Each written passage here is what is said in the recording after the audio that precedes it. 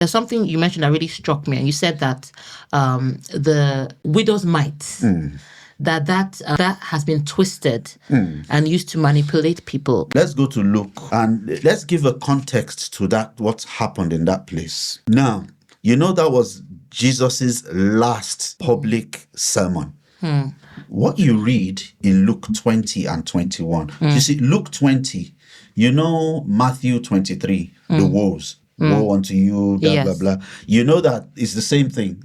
Luke 20 is the short version. Luke 23 is the whole discourse. And that was Jesus's parting message to the world. Woe unto you, teachers of the law. Look, that was, Jesus was crucified, and by our own dates and days here on a Friday. That was on Tuesday and Wednesday. Between Tuesday and Wednesday is what we see in Luke 20 and 21 and Matthew 23. Everything you read there, him castigating the woe to the teachers of the law and Pharisees and all that was his parting shots to the world. Very heavy. So in all of that, so what Jesus was talking about is that woman gave all her money. And let's start from there, if you get what I'm saying. So does that fit the context of the last message Jesus will be giving about one woman who gave everything? No. It doesn't. But let's prove that now. Let's look at Luke 20. Luke 20 just mentions it in a few verses. But for the whole thing, read Matthew 23. That's the full version of what's in Luke 20. So Luke 20, let's go to the last few verses of that chapter, verse 45, I'll read.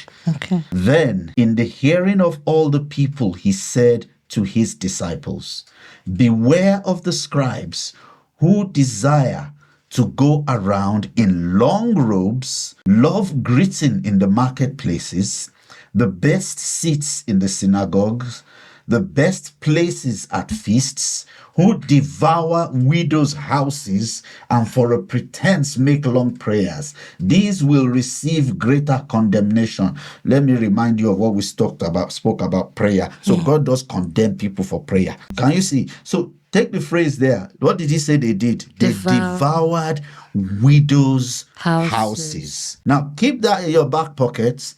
Let's go to chapter 21. And he looked up. So it's a continuation of the conversation. And he looked up. So obviously when he said that, he probably must have been upset by it or something and put his head down. But he's God. He knows what he's doing.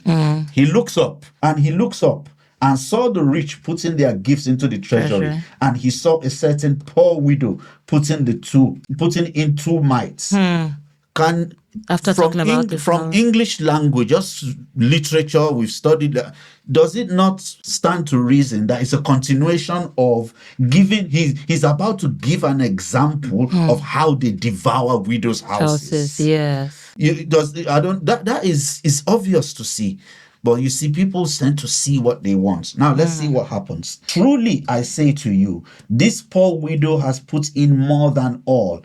For all these out of their abundance have put in offerings for God. But she, out of her poverty, put in all the livelihood that she had. God never asks any human being. I defy anyone to open a scripture verse where God asks anyone to put in everything. And don't tell me about the lady who immediately, what did God say? That lady in the Old Testament said, put out the jar. Where was it? Elisha said, cook all your food that you have left, cook it, then bring out the jar. That was straightforward. He gave her the record. Them back.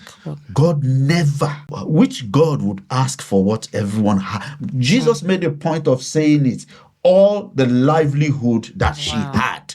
So she would give that thing and most probably go and die. That's how it was. Widows had no one to take care of them. But they created a system that got into their heads. And the woman gave everything. And these days now they'll tell you, widows might give everything.